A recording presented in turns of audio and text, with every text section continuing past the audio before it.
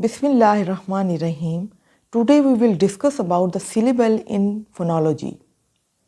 Syllable जो है वो क्या होता है? A word which consists of a vowel sound is known as syllable. एक ऐसा वर्ड जिसमें वाउल साउंड का प्रेजेंट होना बहुत ज़्यादा ज़रूरी हो जाए उसको सिलेबल कहते हैं। सिलेबल को हम इस तरह भी डिफाइन कर सकते हैं कि syllable is a unit of pronunciation. क्यों कहा जाता है सिलेबल को यूनिट ऑफ प्रोनंसिएशन? इस वजह से क्योंकि एक वर्ड जब तक उसको प्रोनाउंस हम नहीं कर लेते हमें नहीं पता चलता कि इस वर्ड में कितने वाउल साउंड मौजूद हैं। साउंड का पता चलाने के लिए उस वर्ड की प्रोनंसिएशन बहुत ज़रूरी है। फॉर एग्ज़ाम्पल आपको छोटी सी एग्ज़ाम्पल देती हूँ कि HAVE हैव एक वर्ड है। अगर हम सिर्फ इस वर्ड को देखें तो हम ये देखेंगे कि HA भी है बीच में और E भी एंड पे आ रहा है, इसका मतलब 2 सिलेबल हुए। No, never. हम HAVE वर्ड को प्रोनाउंस करेंगे और फिर देखेंगे कि प्रोनाउंसिएशन में कितने नंबर ऑफ वाउल साउंड आ रहे हैं। अब जब HAVE हैव को प्रोनाउंस किया तो हम हैवी तो नहीं बोलते ना, HAVE heavy, no, HAVE have बोलते हैं। तो हैव में सिर्फ और सिर्फ ए साउंड आ रही है, वाउल साउंड, एक वाउल साउंड आ रही है। एंड पे जो ई है वो साइलेंट है, उसकी कोई साउंड नहीं है। तो हैव में जब उसको प्रोनाउंस किया तो प्रोनाउंसिएशन ने ये बताया कि इसमें सिर्फ इस वर्ड में एक वाउल साउंड मौजूद है, लिहाजा ये एक सिलेबल है। तो सिलेबल जो है वो can say that the number of vowel sound is equal to number of syllables. इसका मतलब क्या है कि एक वर्ड में, वर्ड की बात हो रही है, जब भी सिलेबल का नाम आएगा वर्ड का नाम आएगा, लफ्ज़। एक वर्ड में जितने नंबर ऑफ वाउल साउंड मौजूद होंगे उतने ही नंबर ऑफ सिलेबल होंगे। यानी अगर एक वर्ड में एक वाउल साउंड मौजूद है तो उसको 1 सिलेबल कहेंगे। अगर एक ही वर्ड में 2 वाउल साउंड मौजूद हैं तो इसको 2 सिलेबल कहेंगे। अगर एक वर्ड में 3 वाउल साउंड मौजूद हैं तो 3 सिलेबल्स कहेंगे। फॉर एग्जाम्पल आई एक वर्ड है, आई। आई में सिर्फ 1 वाउल साउंड है तो इसका मतलब हुआ कि इसमें 1 सिलेबल है। वुई एक वर्ड है, वुई में भी वुई सिर्फ एक वाउल साउंड प्रोनाउंस कर रहे हैं, वुई, ई, तो 1 सिलेबल। वाटर, वा आ थर, ए साउंड, 2 वाउल साउंड प्रोड्यूस हो रही हैं, एक आ साउंड, एक ई की एह साउंड। वाटर, तो 2 सिलेबल्स। कंप्यूटर, खम, खम, आह साउंड, प्यू, यू साउंड, थर, एह साउंड। तो 3 वाउल साउंड जो है कंप्यूटर में प्रोड्यूस हो रही हैं तो इसको हम 3 सिलेबल्स कहेंगे। कैटेगरी, कै ए साउंड, टे ई साउंड, ग ओ साउंड, री। अब वाई जो है आप इसीलिए कहते हैं ना कि सिलेबल को जब वर्ड को हम प्रोनाउंस करेंगे तब सिलेबल का पता चलेगा। अब यहाँ पर अगर देखा जाए तो अल्फ़ाबेट तो वाई है, यहाँ पर हम ये कहें कि इसका मतलब है कि इसमें सिर्फ 3 जो है वो सिलेबल्स हैं, नो। वाई जो है वो वाउल साउंड प्रोड्यूस हो रही है, वाई की, री, ई साउंड जो कि वाउल साउंड है, तो इसको भी हम 4th 1 कैटेगरी में सिलेबल में शामिल करेंगे। तो कैटेगरी में 4 सिलेबल्स हुए।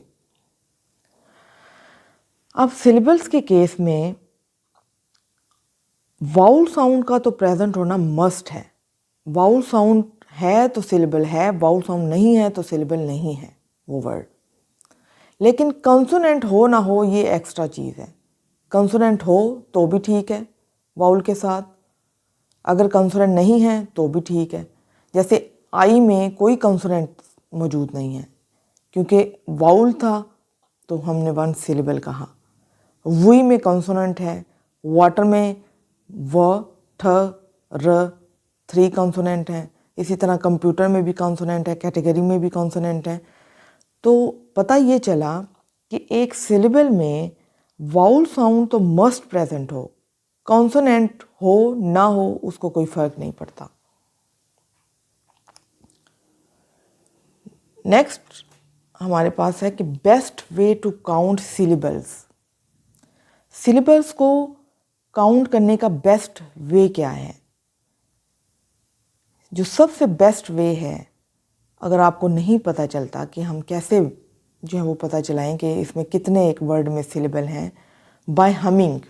हमिंग क्या होता है कि जिस तरह मैंने एक वर्ड बोला हैव, तो उसकी हमिंग क्या होगी? हैव। इसी तरह फ्री, जितनी बार हमिंग होगी उतने ही सिलेबल होंगे। फॉर एग्जांपल फ्री एक वर्ड है, उसकी हमिंग क्या होगी? 1 सिलेबल, एक दफ़ा हमिंग हुई। ईट में ईट 1 सिलेबल। फायर में 1 सिलेबल। एंटरटेनमेंट 4 टाइम्स हमिंग हो रही है, देखें। एंटरटेनमेंट तो 4 सिलेबल्स। 3 टाइम्स हमिंग हो रही है, 3 सिलेबल्स। सीजन में 2 टाइम्स हमिंग हो रही है, तो 2 सिलेबल्स। एक दूसरा वे भी है सिलेबल्स को काउंट करने का कि आप अपना हैंड जो है वो अपनी चिन के बिल्कुल साथ रखेंगे, चिन के साथ।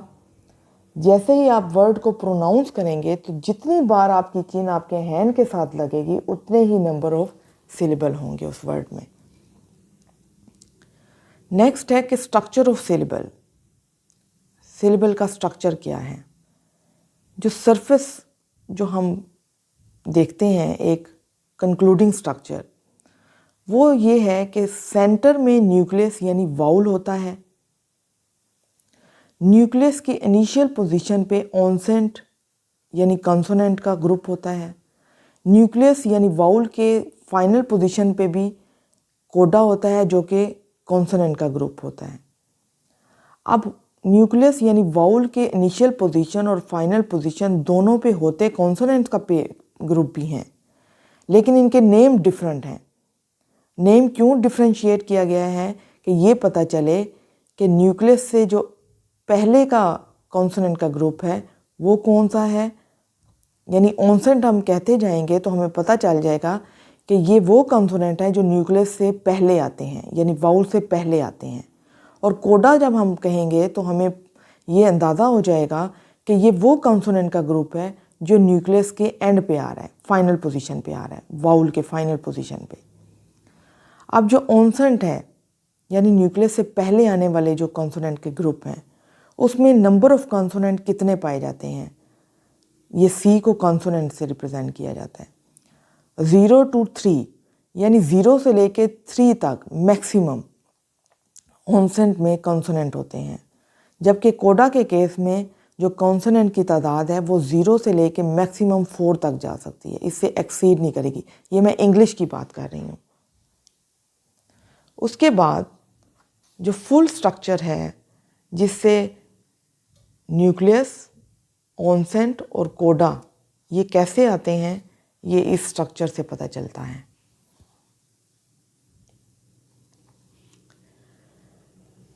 सिलेबल को 2 टाइप्स में डिवाइड किया गया, ऑनसेंट एंड राइम। ये पेपर में भी आपकी MCQs जो है वो आ सकता है। राइम जो है उसको फर्दर डिवाइड किया गया है न्यूक्लियस एंड कोडा में। इसका मतलब हुआ कि ऑनसेंट कहते हैं कॉन्सोनेंट को, न्यूक्लियस कहते हैं वाउल को, कोडा भी कहते हैं कॉन्सोनेंट को। तो हुआ ना ऑनसेंट, न्यूक्लियस एंड कोडा एक full structure. Consonant, vowel, consonant. For example एक वर्ड है मैन। मैंने आपसे कहा न्यूक्लियस सेंट्रल पोजीशन पे, यानी वाउल जो है वो सेंट्रल पोजीशन पे है, जिसको न्यूक्लियस कहते हैं। न्यूक्लियस से पहले जो कॉन्सोनेंट है उसको ऑनसेट कहते हैं, एम को ऑनसेट कहेंगे। न्यूक्लियस की फाइनल पोजीशन पे जो कॉन्सोनेंट आ रहा है, एन आ रहा है, उसको कोडा कहेंगे। अब है टाइप्स ऑफ सिलेबल्स। सिलेबल्स की टाइप्स कितनी हैं? सिलेबल्स की 2 ही टाइप्स हैं, ओपन सिलेबल्स, क्लोज सिलेबल्स। अब मैं आपको इसी मैन वाली एग्जांपल से एक ओवरव्यू देती हूँ कि ओपन सिलेबल्स क्या होते हैं, क्लोज्ड सिलेबल्स क्या होते हैं। सिलेबल आपको पता है कि वाउल साउंड का किसी वर्ड में प्रेजेंट होना, बल्कि मस्ट प्रेजेंट होना, उसको हम सिलेबल कहते हैं। इसका मतलब ये हुआ कि ओपन सिलेबल उस वक्त होगा जब ये जो वाउल है यानी न्यूक्लियस है उसकी फाइनल पोजीशन पे कॉन्सोनेंट ना हो, कोडा ना हो। क्योंकि कोडा ने इसको क्लोज किया हुआ है ना वाउल को। अगर कोडा नहीं होगा तो वाउल जो है वो ओपन है, फ्री है न्यूक्लियस, तो ये ओपन सिलेबल्स कहलाता है। अगर कोडा आ जाता है, ये न्यूक्लियस यानी वाउल को क्लोज कर देता है, तो ये क्लोज सिलेबल्स कहलाएंगे। ठीक है, नेक्स्ट हम इनकी डिटेल पढ़ते हैं कि ओपन सिलेबल क्या होते हैं और क्लोज सिलेबल क्या होते हैं। Open syllable.